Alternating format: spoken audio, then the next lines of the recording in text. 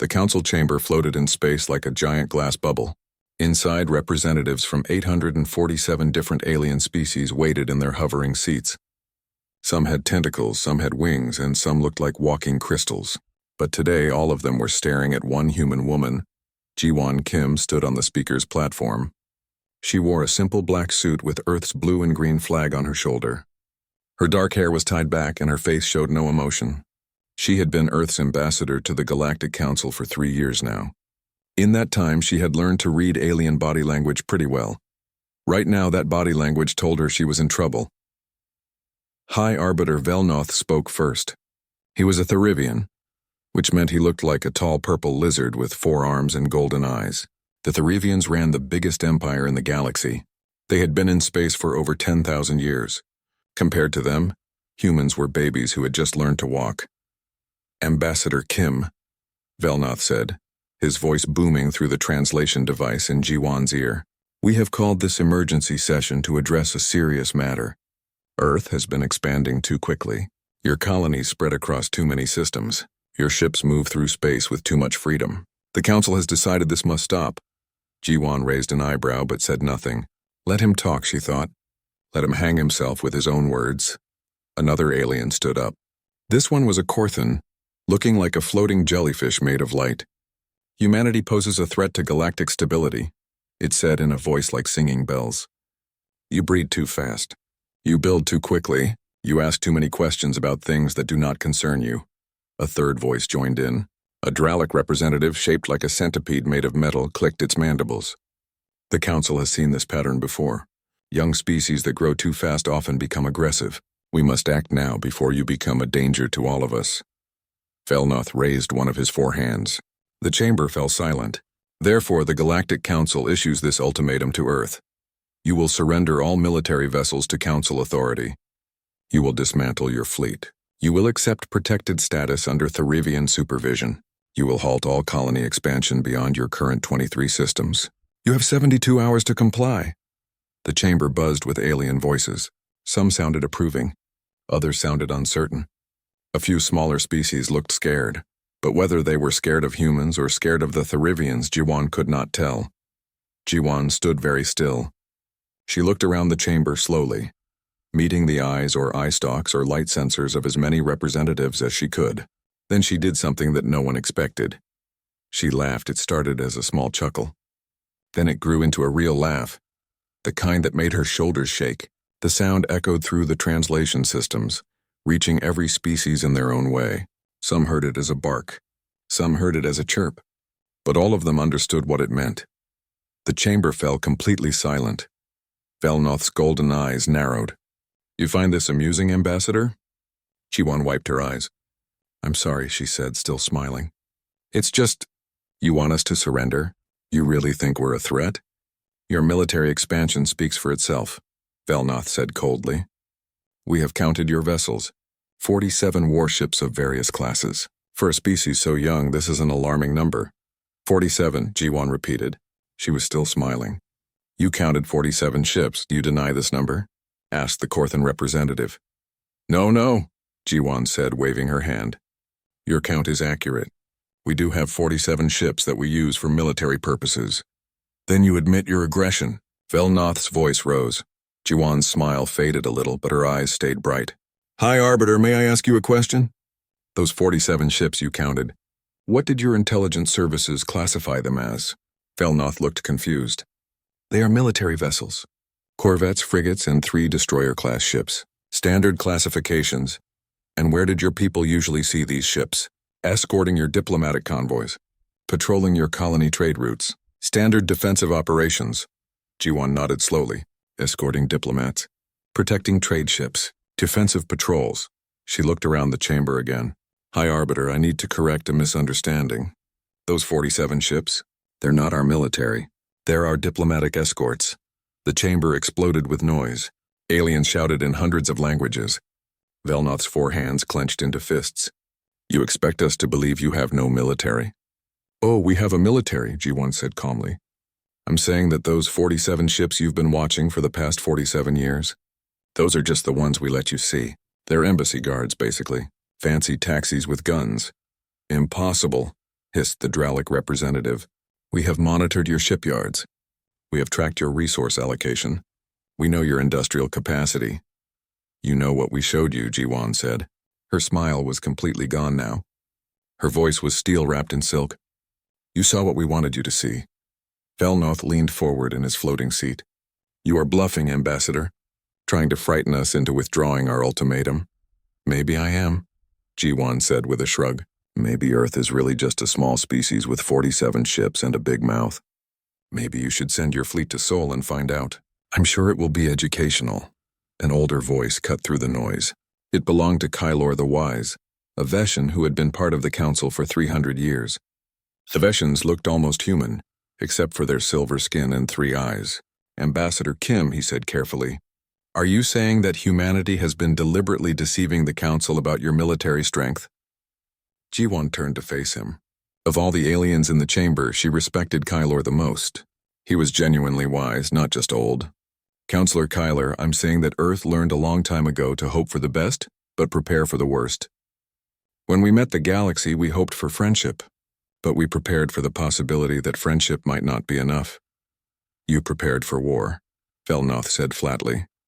"We prepared to defend ourselves," Jiwan corrected. "There's a difference." "This changes nothing," Velnoth announced.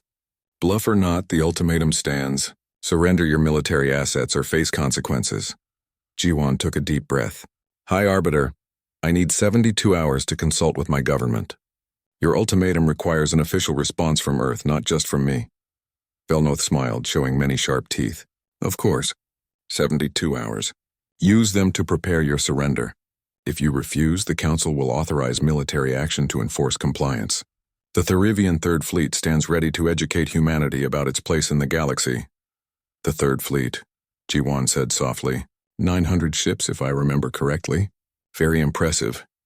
"It has never been defeated," Velnoth said proudly. "There's a first time for everything," Jiwan replied. She bowed to the Council, a gesture of respect that humans had taught the galaxy. "I will return in 72 hours with Earth's answer." As she walked toward the exit, Kyler's voice reached her. "Ambassador Kim, a word of advice. If you are bluffing, now would be the time to stop. The Therivians do not forgive humiliation." Jiwan turned and looked at the old Veshan. "Counselor Kyler, I'm not the one who should be worried about humiliation. I'll see you in 3 days." She left the chamber. Behind her, the Council erupted into arguments and debates. But Jiwan did not hear them. She was already thinking about the call she needed to make to Earth, the call that would change everything. As her shuttle left Council Prime, she looked out at the stars. Somewhere out there, the Therivian Third Fleet was preparing for war. They thought they were going to crush a primitive species that had gotten too big for its boots. Jiwan smiled again. They were going to learn something that every human child knew from history class. Never start a fight with someone who spent their entire existence fighting themselves, because they got very, very good at it. The 72-hour clock started ticking. Earth's answer was already decided. It was just a question of how loud humanity wanted to say it. The bunker was deep under Sol, built during the old wars before humanity ever met aliens. Now it served a different purpose. The room was large and circular with screens covering every wall. In the center sat a round table where 12 people gathered. These were the leaders of Earth's real military, the one the galaxy did not know existed. General Minho Park sat at the head of the table. He was 58 years old with gray hair and tired eyes that had seen too much. He had been a soldier for 40 years, and he remembered the day the first alien ship landed on Earth. He remembered the fear, the wonder, and the immediate decision every government made. Smile at the aliens, but keep your guns loaded. They really said that? Admiral Yoonji Choi asked, laughing. She commanded the Outer Colonies fleet, the ships that protected human settlements the Council did not know about. She was younger than Minho, only 42, but she had been in space longer than anyone else in the room. "They think our escort ships are our military?" "That's what Ambassador Kim reported," Minho said. He pressed a button, and Jiwan's face appeared on the main screen. She was still on her shuttle, heading back to Earth. "Tell them yourself, Ambassador." Jiwan's image nodded. "The Therivians counted exactly 47 ships. They think that's our entire fleet. When I told them those were just diplomatic escorts, Velnoth thought I was bluffing." The room erupted in laughter. Even Minho smiled a little. Commander Deho Lee, head of Naval Intelligence, pulled up data on his tablet. To be fair to the Therivians, we did work very hard to fool them. Every shipyard they know about builds civilian vessels or those escort ships. Every resource report we file shows exactly what we want them to see. We've been running this operation for 47 years. Show them, Minho said quietly. Deho stood up and waved his hand. The screens around the room came alive with numbers and images. Ships, thousands of ships, hidden in asteroid fields, parked in dark matter clouds, stationed in systems the Council had never explored. Weapons platforms disguised as space stations. Defense grids that could turn entire planets into fortresses. 14,000 warships, Deho said. Various classes from small frigates to the big dreadnoughts. 6 orbital defense platforms around Earth alone. Each platform can destroy a planet if needed. We have 200 colony worlds that the Council doesn't know exist. Every single one has military installations. He pulled up another image. Weapon systems. The Council uses energy weapons and basic missiles. We have those too, but we also have things they've never seen. Relativistic kinetic weapons that hit like asteroids. Quantum disruption missiles that tear ships apart at the molecular level. AI-controlled drone swarms that can overwhelm any defense system. And that's just what we've tested. Major Sora Bay, who commanded ground-based defenses, leaned forward. Don't forget the railguns. We have 347 surface-to-space railgun installations on Earth alone. The Council thinks they're mining equipment. Each one can punch a hole through a battleship's hull from the ground. How did we hide all this? Asked Taejin Ryu. He was a civilian, the administrator of Proxima Station, one of the secret colonies. I still don't understand how we kept it secret for almost 50 years. Minho spoke up. Because we learned from history. Every time a weaker nation met a stronger one, the weaker nation had to be smart to survive. We came into a galaxy full of species that had been spacefaring for thousands of years. We were the new kids, and new kids get bullied. So we did what humans do best. We lied, we prepared, and we made sure no one knew how dangerous we really were. We also got lucky, Deho added. The Council is old. They've been doing things the same way for millennia. They have rules for everything, including how to measure a species' military strength. They count ships' population resource output, standard metrics. They never thought to look deeper because no young species had ever fooled them before. But we're not like other species, Yoonji said. Every other race in the galaxy grew up knowing about aliens. They developed with friends and neighbors. They learned to cooperate, to share, to trust. We grew up alone. For 300,000 years, we thought we were the only intelligent life in the universe. And what did we do at that time? We fought each other, Minho said quietly. We got very good at war. We learned every trick, every strategy, every way to hurt each other. We nearly destroyed ourselves at least a dozen times. Nuclear weapons, biological weapons, chemical weapons. We invented all of it. He stood up and walked to the screens showing Earth. When we met the Council, everyone on Earth had the same thought. What if they're hostile? What if they want to conquer us? What if being friendly is a trick? So every government agreed. We would join the Council. We would trade with them, learn from them, be good neighbors, but we would never ever stop preparing for war. And now they want us to surrender, Taejin said. They want us to be weak, Sora corrected. They want us to be manageable. The Therivians especially. They run the biggest empire in the galaxy, and they don't like the idea of a new species that doesn't bow down to them. Deho pulled up intelligence reports. We've been monitoring Therivian communications for years. They've been planning this move for at least 5 years. They were always going to demand our surrender. The only question was when. So what do we do? Taejin asked. Minho looked around the table. We vote. Earth's Defense Command has the authority to make this decision without asking the civilian government. Too many politicians, too many leaks. So it's on us. Do we surrender or do we fight? If we surrender, Yoonji said slowly, we become slaves. Protected status means the Therivians control our military, our colonies, our future. We'd never be free again. If we fight, Sora added, we reveal everything. The galaxy will know we've been lying for 50 years. Some species will hate us for it. Others will fear us. Everything changes, but we'd be free, Deho said, and alive. Let's be clear about what we're voting on, Minho said. If we refuse to surrender, the Therivians will attack. Felnoth said the Third Fleet is ready. That's 900 ships. They'll come to Earth expecting an easy victory. If we defend ourselves, we'll have to destroy them. Not just beat them, but crush them so completely that no one ever tries this again. That means killing thousands of aliens, maybe more. The room went quiet. These were not people who took death lightly. They were soldiers, yes, but they knew what war meant. The Therivians made the choice, Yunji said finally. Not us. They decided we should be slaves. They decided to bring their fleet to our home. Whatever happens next is on them. I agree, Sora said. As do I. Deho added. One by one, everyone at the table voted. The decision was unanimous. Earth would not surrender. Minho nodded. Then we prepare. But we don't show everything yet. Let them come to Earth. Let them think they have the advantage. When they arrive, we'll use only our defensive systems at first.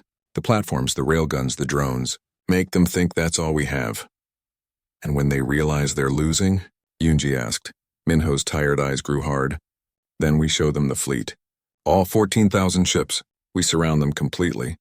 We give them one chance to run. If they're smart, they'll take it. If they're not, we make an example that the galaxy will never forget. He pressed a button.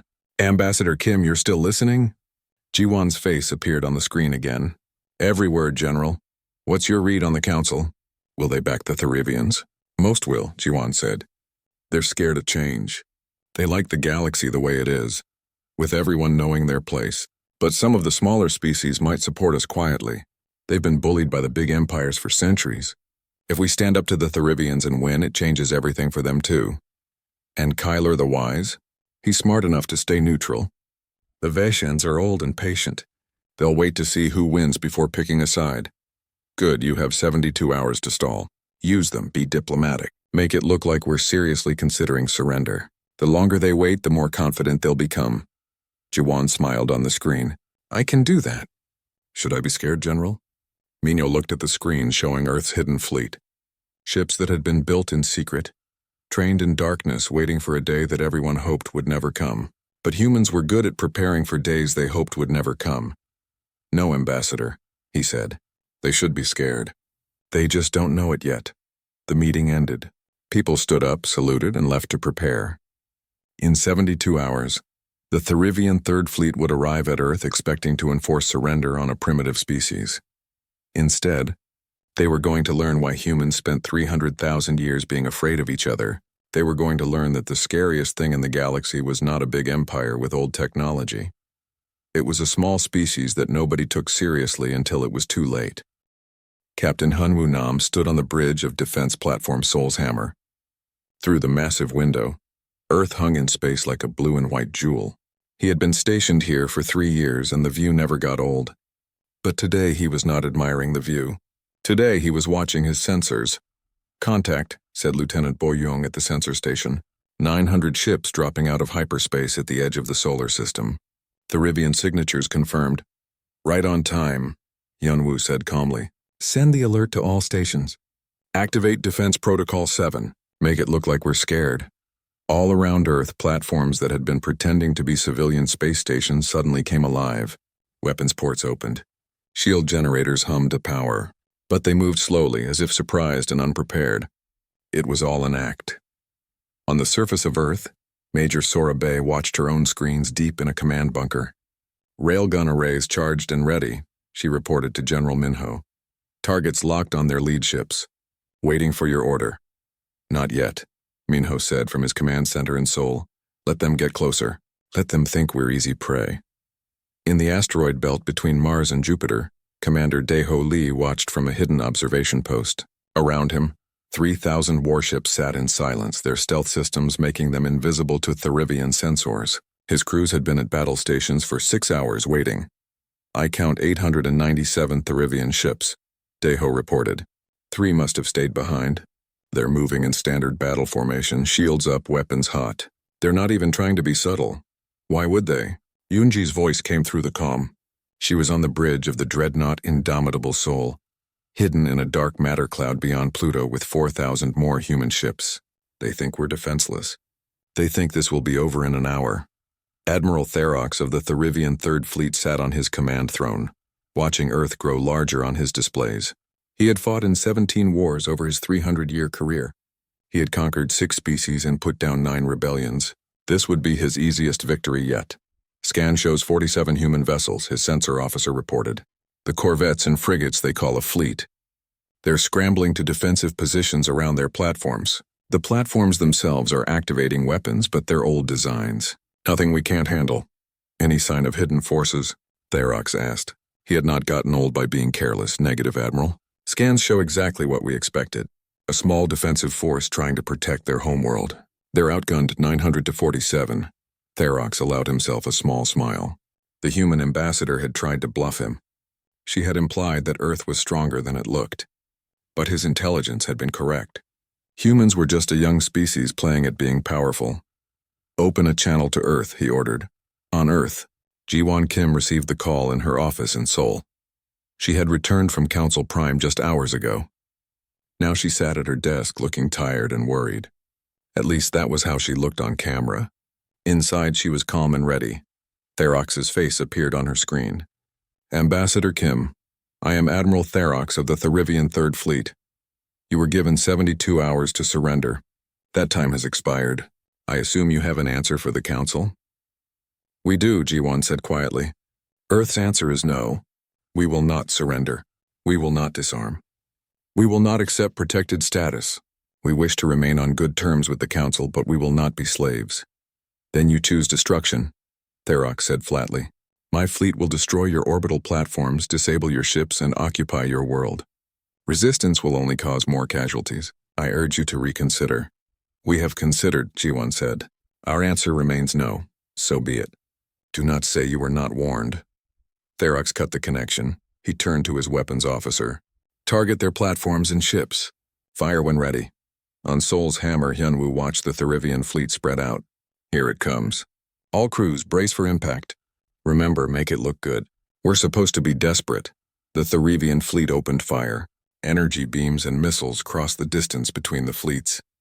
Human shields flared as they absorbed hits. 2 of the older escort ships took damage, their hulls showing scorch marks. It looked bad, but it was all calculated. The human ships were exactly where they needed to be, taking hits that looked serious but were not critical, and while the Therivians focused on the obvious targets, they missed what was really happening. Railguns ready, Sora reported from the surface. 347 guns locked on target. Fire, Minho ordered. From the surface of Earth, invisible beams of accelerated metal shot into space. They moved at a fraction of light speed. The Therivians never saw them coming. 3 lead Therivian battleships exploded as railgun slugs punched through their shields like paper. What was that? Therox shouted as alarms blared on his bridge. Where did those shots come from? The planet's surface, his sensor officer shouted back. They have ground-based weapons we didn't detect. Extremely powerful, impossible. Weapons that powerful would show up on scans. They disguised them somehow. Admiral, we're reading power signatures from over 300 locations on the planet. They're all charging up for another shot. Therox's confidence cracked. Evasive maneuvers. Target those ground installations. But before the Therivians could fire on Earth, the human platforms opened up with their real weapons. These were not the old designs the Therivians expected. These were quantum disruptor cannons, weapons that literally tore apart the molecular bonds holding ships together. 5 more Therivian ships simply came apart, breaking into pieces like glass hitting the floor. Shields are useless against these weapons, the tactical officer screamed. They bypass our defenses completely. From the asteroid belt, Deho smiled. They're confused. Good. Launch the drones. From hidden bays all through the belt, 50,000 small drones poured into space. Each one was piloted by an AI and carried enough explosives to damage a capital ship. They swarmed toward the Therivian fleet like angry bees. Unknown contacts, the Therivian sensor officer shouted. Thousands of them. Small, fast, and heading right for us. The Therivian point defense systems opened fire, destroying hundreds of drones. But there were too many. They crashed into ships exploding on contact. Shields meant to stop energy beams were useless against physical impacts. More Therivian ships took damage. In 20 minutes of fighting, the Therivian Third Fleet had lost 200 ships. They had not destroyed a single human vessel. Therox could not believe what he was seeing. How is this possible? They're supposed to be weak. They're supposed to be a young species with primitive technology. Admiral, his communications officer said quietly, incoming transmission. It's from a human ship, but our sensors don't show any human ships near that location. Put it through. A woman's face appeared on the screen. She wore a crisp military uniform with more medals than Therox had earned in 3 centuries. Her eyes were cold and hard. "Admiral Therox," she said, "I am Fleet Admiral Unisong of the Earth Defense Force. You are currently engaged with our orbital defenses and automated systems. You have not yet met our actual Navy." "What are you talking about?" Therox demanded. "We've scanned the entire system. There are no other human ships. Look behind you," Una said simply. Therox spun his command chair. His sensor officer was staring at his screens in horror. "Admiral, contacts appearing all around us. They must have been using stealth technology. I count 4,000 ships. No, wait, more coming. 6,000. 8,000. The space behind and around the Therivian fleet rippled like water. Stealth fields dropped. Suddenly, the Therivians found themselves surrounded by the largest fleet any of them had ever seen. Human dreadnoughts, cruisers, destroyers, frigates, and carriers. Thousands of them. The Therivian fleet, which had seemed so large and powerful, was now outnumbered 4-1. "Impossible," Therox whispered. "Where did you hide them all?" "How did we not know?" "You knew what we wanted you to know," Una said. "For 47 years you watched us. You counted our ships, you measured our strength, and you saw exactly what we showed you. Did you really think a species that survived 300,000 years alone would be careless when meeting strangers? You lied to the Council," Therox said. "You hid your true military strength. That is a violation of Council law. Council law says we must report our fleet accurately," Una replied. "We did. Those 47 ships you counted? They're on our official registry as diplomatic escorts, which is what they are. We never said we didn't have other ships. You just never asked." She leaned forward. "Admiral Therox, you came here to make us surrender, to make us weak, to make us slaves. Instead, you're surrounded, outgunned, and you've lost almost a quarter of your fleet. I'm going to give you one chance. Order your ships to stand down, retreat from Earth system, and report back to the Council that you made a mistake. If you do that, we'll let you leave. And if I refuse?" Una's expression did not change. "Then we destroy your entire fleet. Every ship, every crew, and we do it in a way that makes sure the galaxy knows what happens when you threaten Earth. Your choice, Admiral. You have 60 seconds. Therox looked at his tactical display. The human ships had not even powered up their weapons yet. They were just sitting there. The council chamber was in chaos. Representatives from 847 species shouted at each other in hundreds of languages. The translation systems could barely keep up. At the center of it all stood Ji-won Kim, calm and quiet, waiting for the storm to pass. 3 days had passed since the Battle of Earth. That was what people were calling it now, though battle was perhaps too strong a word. It had been more like a lesson, and the Therivians had been the students. High Arbiter Velnoth had not shown up to the emergency session. The Therivian representative present was a lower-ranking official who looked scared and angry at the same time. "The humans attacked our fleet unprovoked," he was saying, his 4 arms waving dramatically. "They destroyed 200 ships. This is an act of war. Your fleet came to our home system with weapons hot and threats ready," Ji-won replied calmly. "You demanded our surrender. You fired first. We simply defended ourselves." "You lied about your military strength," the Dralic representative hissed, its metal body rattling. "You deceived the council for nearly 50 years. You hid thousands of ships. This is a violation of trust." "We filed accurate reports," Ji-won said. "Every ship on our official registry is exactly what we said it was. We never claimed we didn't have other ships. You simply assumed we didn't." "Playing word games," the Corthan representative sang in its bell-like voice. "Your deception may be technically legal, but it shows your true nature. Humanity is dishonest and dangerous." Ji-won was about to respond when Kylor the Wise raised his hand. The old Veshan's voice cut through the noise. "Enough. Before we continue accusations, perhaps we should establish facts. Ambassador Kim, I have read the reports from the surviving Therivian ships.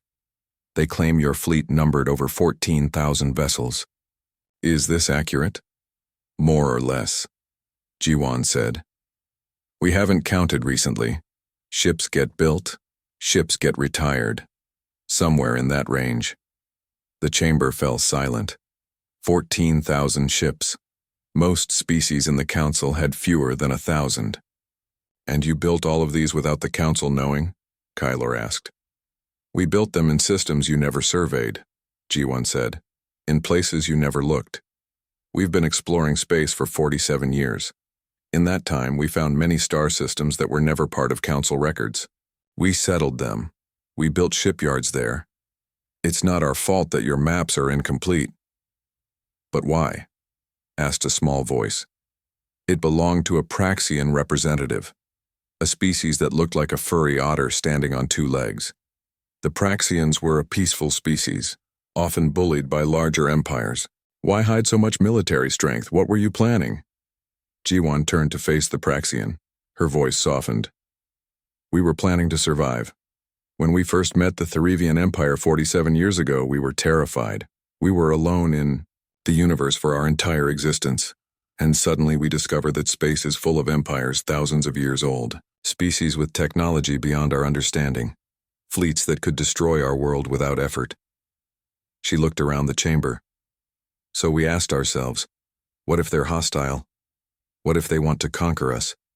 What if being friendly is just a trick? And we decided that we would join the Council. We would trade and cooperate, but we would never ever be helpless. We would always have the strength to defend ourselves. Paranoid, the Dralic representative said. Realistic, G1 corrected. And as it turns out, we were right to be paranoid. Because the moment we showed any strength, the moment we built a few colonies and ships, the Therivians decided we needed to be crushed. If we had been as weak as you thought, what would have happened to us? The Praxian representative looked down. His species knew the answer. They had been conquered twice in their history. Kyler spoke again. Ambassador Kim, you said something during the first session that I have been thinking about. You said humans learn to hope for the best but prepare for the worst. Can you explain what you meant? G1 nodded. On Earth we have a saying, peace through strength. For thousands of years we fought each other. We learned that the only way to avoid war was to be too strong to attack. Nations that were weak got conquered. Nations that were strong got respect. When we met the galaxy, we applied the same lesson. But we are not like your Earth nations, the Corthan representative said. The Council exists to prevent war through cooperation and law. The Council exists to preserve the power of the strong, G1 said bluntly. The Therivian Empire alone controls 3,000 systems. They have conquered 14 species over the past 5,000 years. Where was the Council when those species cried for help? Silence. Everyone knew the answer. The Council had done nothing. You maintain order, G1 continued. But your order benefits those who are already powerful. Smaller species have no voice. They obey because they have no choice. The Therivians came to Earth expecting us to obey too. We chose not to. So you want to change the Council? Kylor asked. To reshape the galaxy's power structure? We want to be left alone, G1 said. We want to live in peace. But we will not be anyone's slave. If that means we have to be strong enough that no one dares attack us, then so be it. A new voice entered the debate. It belonged to a Vortan, a species of small reptiles that looked like miniature dragons. The Therivians are not the only ones who fear humanity now. Many of us watched the battle. Your weapons are unlike anything we have seen. Weapons that ignore shields. Weapons that tear ships apart. AI-controlled drones. How many other technologies have you been hiding? Quite a few, G1 admitted. We've been researching weapons and defenses since we first met you. When you're surrounded by species older and more advanced than you work hard to catch up. And if you decide to use those weapons to conquer others? The Vortan asked. What stops you from becoming the next Therivian Empire? G1 looked the Vortan in the eyes. The same thing that has always stopped us. We don't want to. Humans have fought enough wars among ourselves to know that conquest is expensive, bloody, and ultimately pointless. We have enough resources in our own systems. We have no desire to rule others, we just want to be free. Words, the Therivian representative said bitterly. Every conqueror in history claimed peaceful intentions. Then watch us, Jiwan said. We're not going anywhere. Our fleet will remain in our territory. We will continue trading with any species that wants to trade with us. We will defend ourselves if attacked, but we will not attack others. Judge us by our actions, not your fears. Commander Daeho Lee sat in an observation room above the council chamber, watching through a one-way window. Next to him was a junior officer, Lieutenant Wanjin, who had never been off Earth before. Do you think they'll believe her? Wanjin asked. Some will, Daeho said. Some won't. But that's not what matters. What matters then? What matters is that we showed them we're not weak. Every species in that room is now recalculating their relationship with Earth. Some will want to be our friends. Some will want to be our enemies. But none of them will ever again think we're easy prey. In the chamber below, Kylor the Wise spoke again. I propose a solution. Humanity has violated no laws, technically speaking. They are within their rights to maintain whatever military they choose. However, their deception has broken trust. I suggest we create a new framework. What kind of framework? Asked the Praxian. Earth remains on the Council as an independent member. They keep their military, but in exchange, they agree to certain terms. First, they will provide accurate military reports going forward, no more hiding. Second, they will not expand their territory beyond current holdings for a period of 10 years. Third, they will share some of their defensive technology with the Council, so other species can defend themselves better. Jiwan considered this. It was not perfect, but it was fair. We can agree to those terms with one addition. Any species that wants our protection can request it. We will sign mutual defense treaties with anyone who asks. If they are attacked, we will defend them. The chamber erupted again. The Therivians were against it. So were several other large empires. But the smaller species looked interested. Very interested. The Praxian representative stood up. My government would be interested in such a treaty. The Praxians have been conquered twice. We would welcome human protection. One by one, other small species agreed. The Delkins, the Forians, the Maktesh, all species that had been bullied by larger empires. Kylor smiled slightly. It seems, Ambassador, Kim's offer is popular with those who most need it. Very well. I call for a vote on the new framework. All in favor? The vote was close. 631 in favor, 216 against. The large empires voted against it, but they were outnumbered by the smaller species who saw humanity as a potential shield against aggression. The measure passes, Kylor announced. Humanity will remain on the Council under the new terms. This session is adjourned. As representatives filed out, Kylor approached Jiwan. That was well played, Ambassador. You turned a crisis into an opportunity. I just told the truth, Jiwan said. You told a truth that many species needed to hear. That strength does not have to mean conquest. That the small can stand against the large if they have the will and the weapons. He paused. The galaxy is changing, Ambassador Kim. Your species has ensured that. I hope you are ready for what comes next. What comes next? 6 months had passed since the Battle of Earth. The galaxy was a different place now, and Captain Hyunwoo Nam was still getting used to it. He stood on the bridge of the United Soul, a ship that did not exist 6 months ago.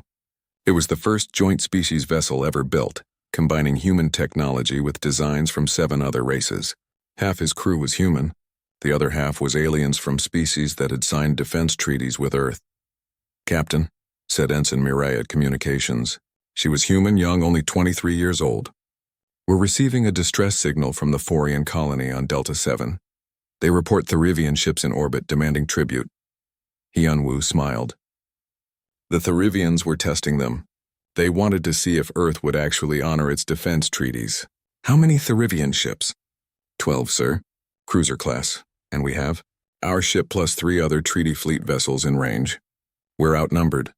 Only if they don't know what we're capable of, Hyunwoo said. Set course for Delta 7, maximum speed. Send a message to the Therivians.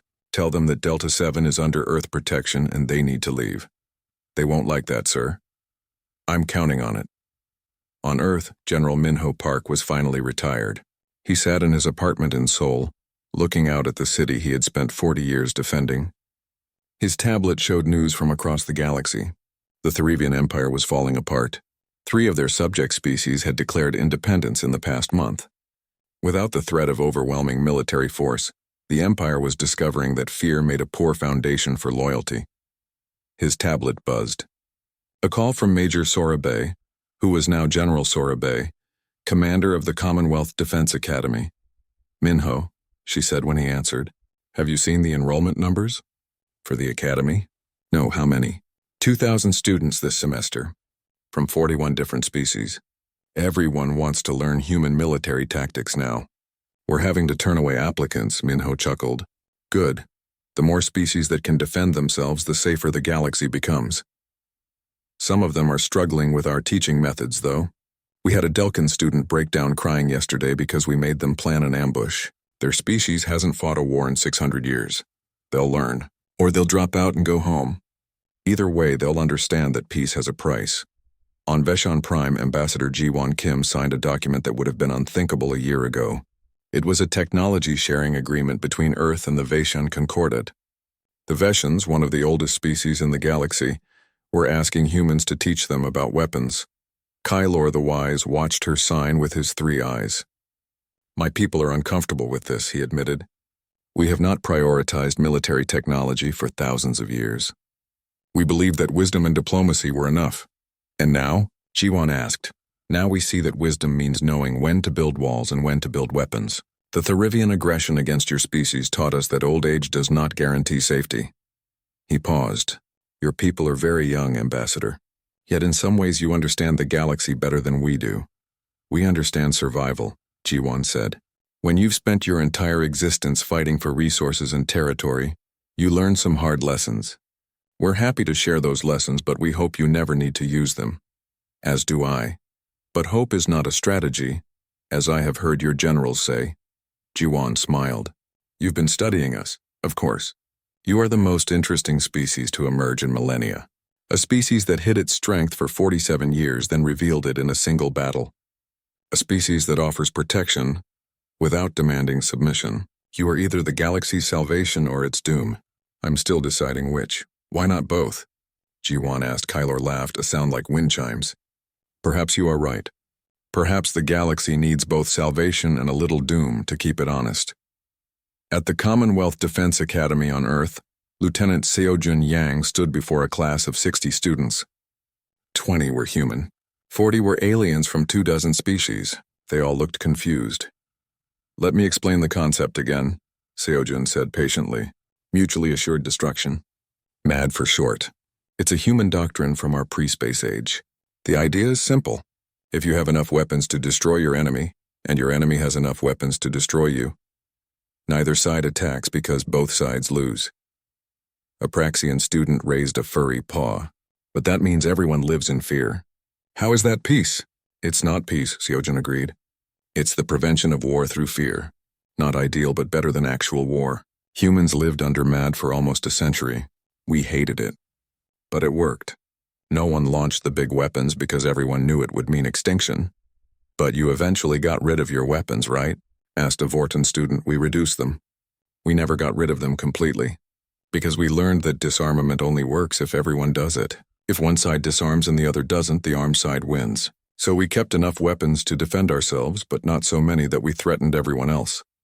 Balance. Your species thinks about violence a lot," observed Adelkin. "We do," Seojin admitted. "Because for most of our history, violence was the only language that everyone spoke. We're trying to learn other languages now. Diplomacy, trade, cooperation.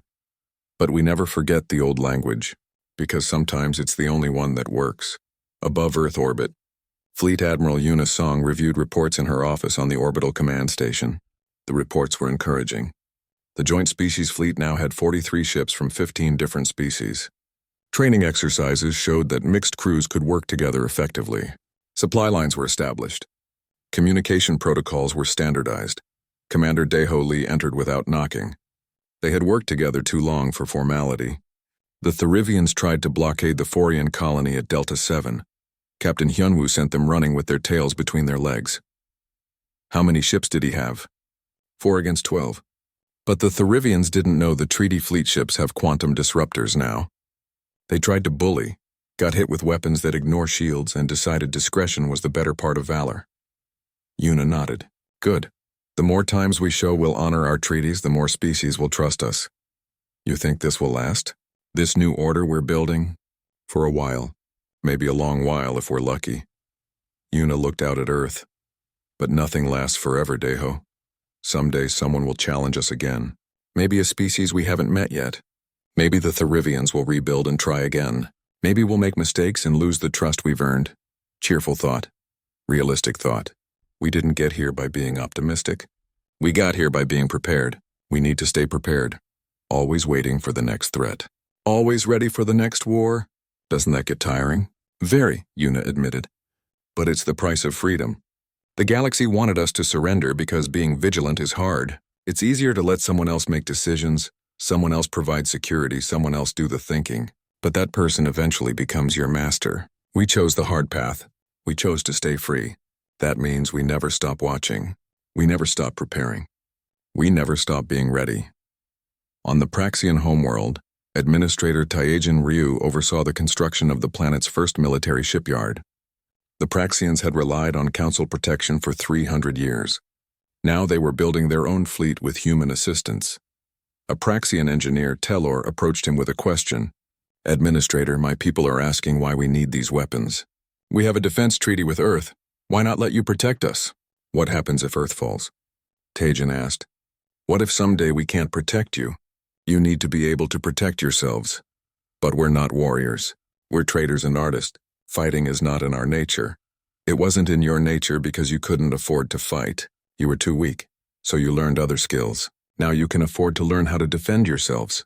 You don't have to become warriors. But you should know how, just in case. This is the human way, always preparing for disaster. Yes, Taejin agreed. Because disasters happen whether you prepare for them or not.